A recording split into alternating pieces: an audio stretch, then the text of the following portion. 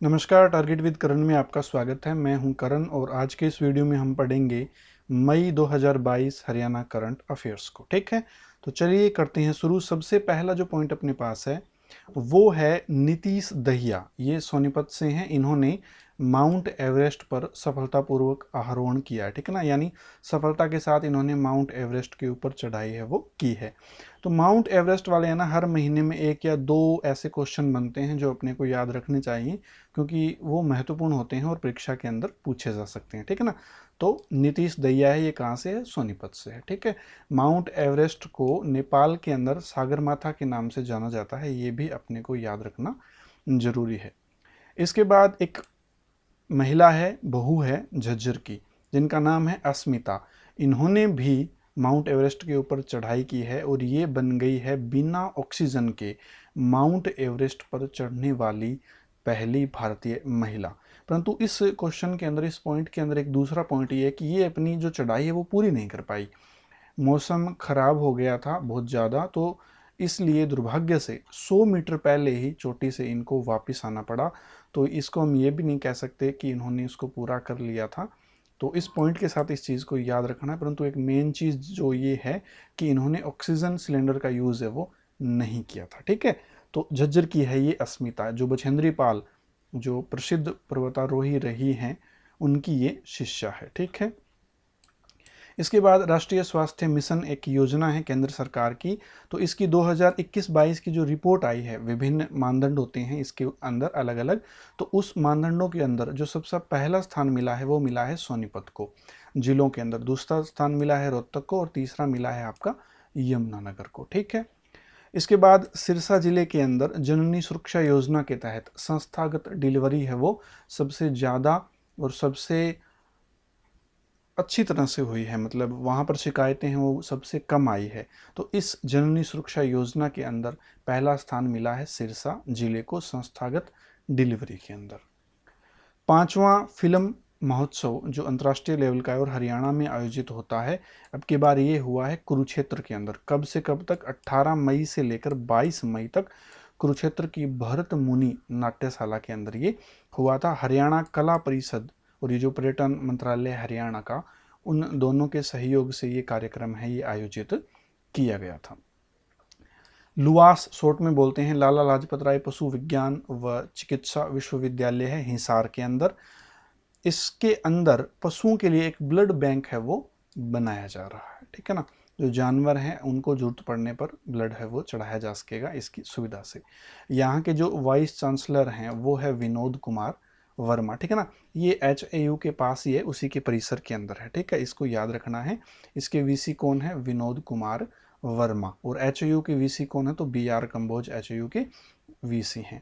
Mongolia के अंदर एशियाई कुश्ती चैंपियनशिप है, इसमें भारत ने कुल 17 मेडल जीते थे, जिनमें से अकेले हरियाणा ने 13 मेडल है वो जीते थे। कुछ खिलाड़ी थे जिन्होंने मेडल जीते थे और हमने पिछले अप्रैल के वीडियो में उनका जिक्र है वो किया था।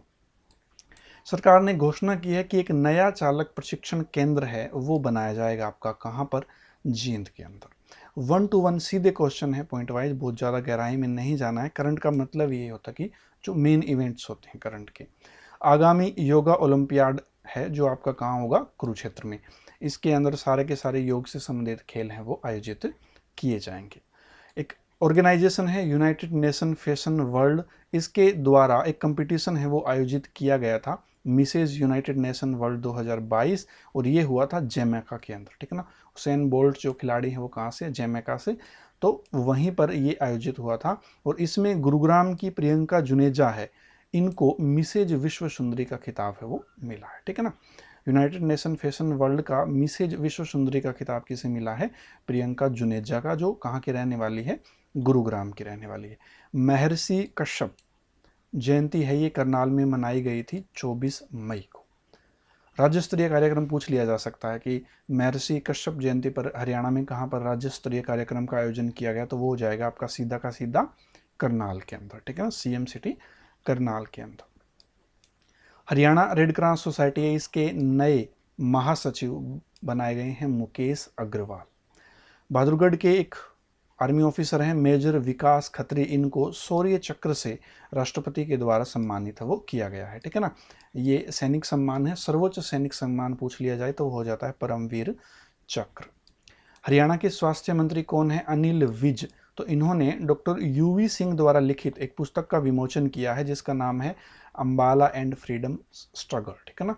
जो स्वतंत्रता संग्राम था उसमें अंबाला का योगदान है वो वर्णित किया गया है। इसके अलावा जो 1857 है उनके शहीदों के ऊपर एक म्यूजियम है वो अंबाला के अंदर बनाया जा रहा है 300 करोड़ की लगभग लागत से। और अभी इसी महीने में सरकार ने घोषणा की कि दिसंबर 2022 तक ये म्यूजियम है ये बनकर तैयार हो जाएगा। दिसंबर 2022 में इसका उद्घाटन है वो किया जाएगा। करनाल जिले की एक महिला अध्यापिका है अनिता देवी, जो हेबतपुर राजकीय माध्यमिक विद्यालय में हिंदी की प्राध्यापिका है।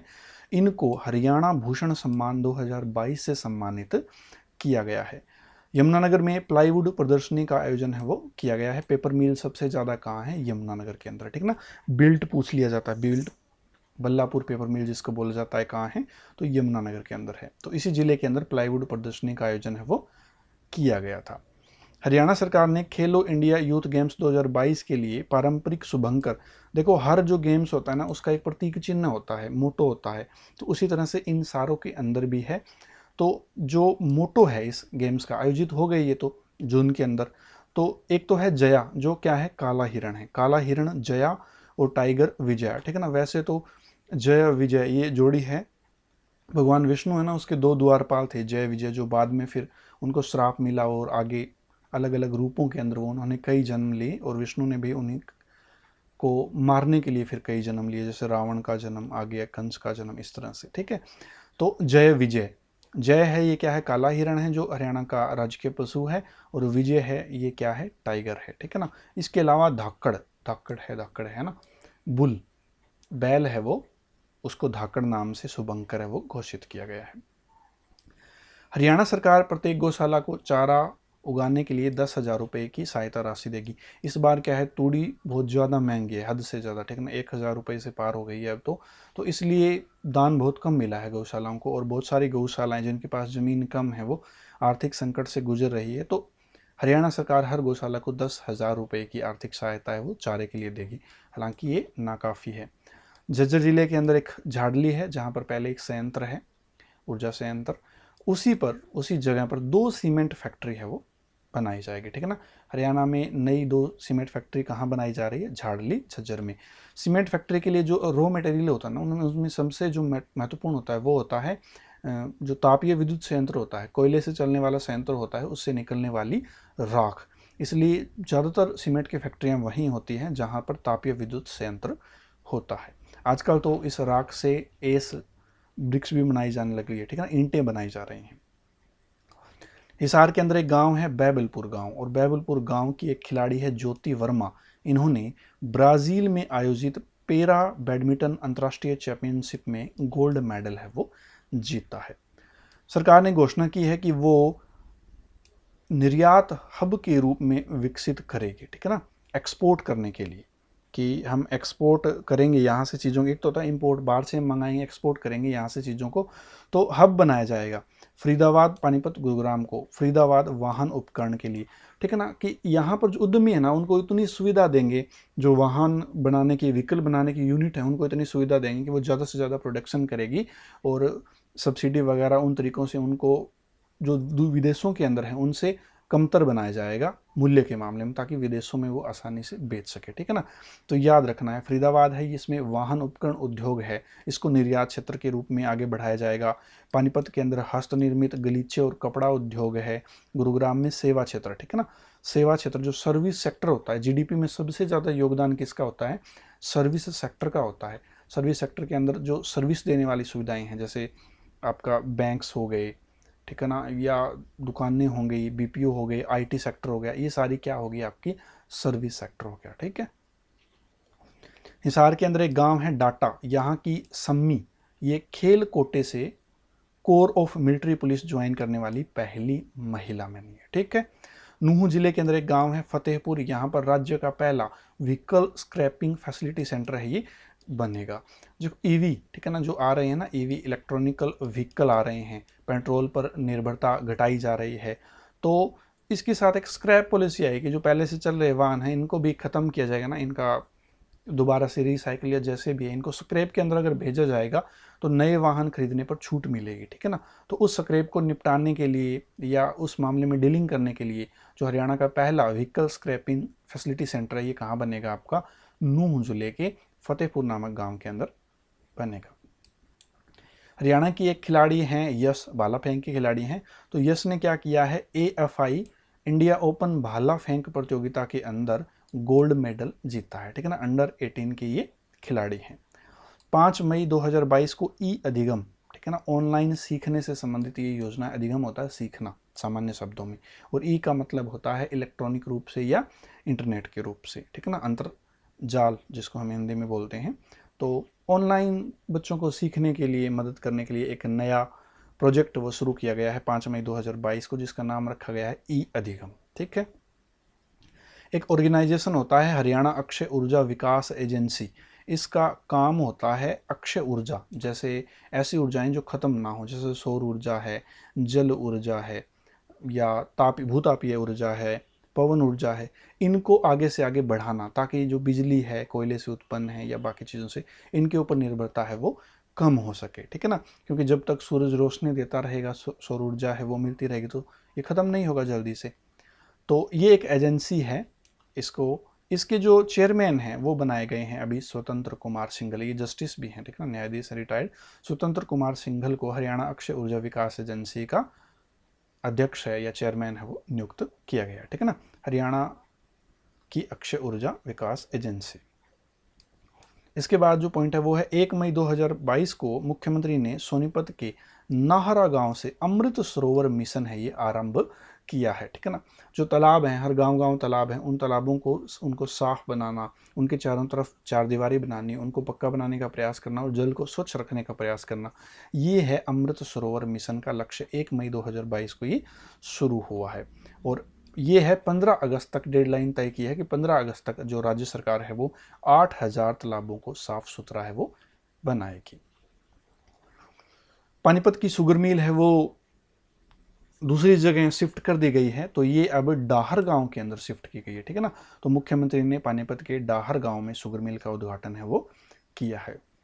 साइबर अपराधों को पकड़ने के लिए चंडीगढ़ में centre for cyber operation and security का निर्माण किया जाएगा। मोस्ट इंपॉर्टेंट प्रश्न है, अगर पूछ लिया जाए centre for cyber operation and security का निर्माण कहाँ किया जाएगा, तो ये आएगा आपका चंडीगढ़ के अंदर, ठीक है ना। साइबर अपराध जो ऑनलाइन धोखाधड़ी होती है उससे संबंधित मामले ये देखेंगे। और हरियाणा का पहला साइबर थाना पूछ लिया जाए तो ये आपका गुरुग्राम के अंदर खुला था। जेजेपी के एक नेता हैं डॉक्टर KC बांगड़, इनको पर्यावरण एवं जलवायु विभाग में सलाहकार है वो नियुक्त किया गया है।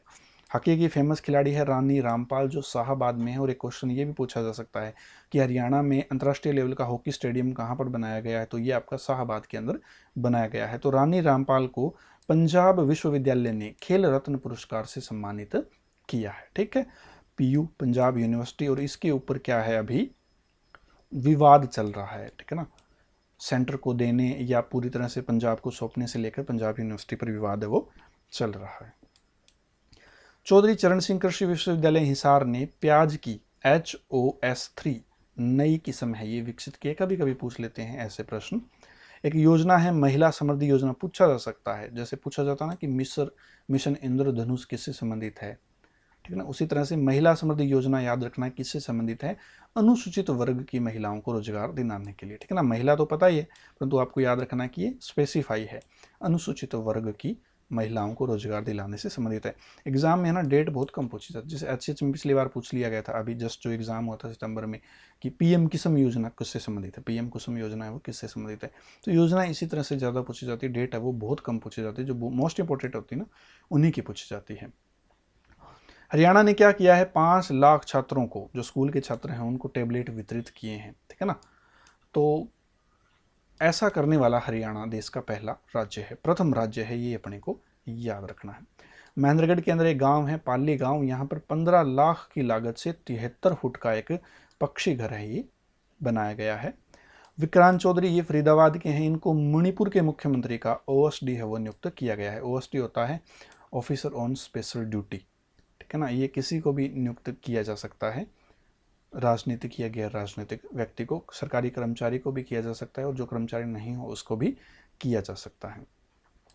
स्वामी विवेकानंद सम्मान जो कि युवा लेखक को दिया जाता है 2021 के लिए श्रुति रवीश को दिया गया है, ठीक है ना। श्रुति रवीश को स्वामी विवेकानंद सम्मान 2021 से वो दिया गया है। वीरेंद्र कुमार जो गूंगा पहलवान के नाम से फेमस है ना, ये चर्चा में रहते हैं, इनको जो हक है, इनके जो जायज़ हक है वो नहीं मिले तो ये प्रदर्शन करते हैं या अपनी बात सरकार तक पहुंचाने की कोशिश करते हैं। फेमस पर्सनैलिटी हैं। इन्होंने ब्राज़ील में आयोजित 5वें डेफ ओलंपिक में ब्रोंज मेडल है वो जीता है, ठीक है ना। तो ये मई महीने के महत्वपूर्ण करंट अफेयर के प्रश्न थे जो हमने पढ़े। अगले वीडियो में हम जून 2022 के महत्वपूर्ण करंट अफेयर्स को पढ़ेंगे और इनकी जो PDF है वो अपने टेलीग्राम चैनल में टारगेट विद करण के अंदर आपको उपलब्ध हो जाएगी, ठीक है ना। ये सीरीज पूरी की पूरी आपको जुलाई 2021 से लेके आपकी जून 2022 तक का PDF है वो आपको उपलब्ध हो जाएंगे। इसके अलावा जैसे ही अभी जून का ख़त्म हो जाएगा, ठीक है ना, कल आपको जून का वीडियो है वो मिल जाएगा, तो उसके बाद जो 1 साल का हरियाणा और नेशनल का करंट का है उसमें भी मैं क्वेश्चन करूँगा, मेन पॉइंट्स हैं उनको फिर एक सीरीज़ के रूप में आपको करवाऊँ, ताकि जो यहाँ से कर रहा है, जो मुझसे कर रहा है, जो मैं करा रहा हूँ उसमें कोई भी कमी ना बचे। चाहे नेशनल करंट हो, हालांकि मैंने नेशनल करंट नहीं कराए, पर अब जो सीरीज होगी उसमें इंटरनेशनल, नेशनल और हरियाणा तीनों के 1 साल के जो हैं वो धीरे धीरे हम पढ़ेंगे, ताकि एग्ज़ाम के अंदर कोई भी क्वेश्चन है वो अपना ना छूटे, है ना। और मेरी कोशिश रहेगी कि जो रेगुलर मुझे देखते हैं मैं उनको सारा कुछ इतना करवा दूँ, बहुत ज़्यादा कंटेंट ना देकर इतना ही कंटेंट दूं कि उनका काम बन जाए, कोई क्वेश्चन है वो ना छूटे, ठीक है ना। तो यही कहना चाहूँगा कि अपनी तैयारी है वो अच्छे से जारी रखें। फिर मिलेंगे, बार बार धन्यवाद।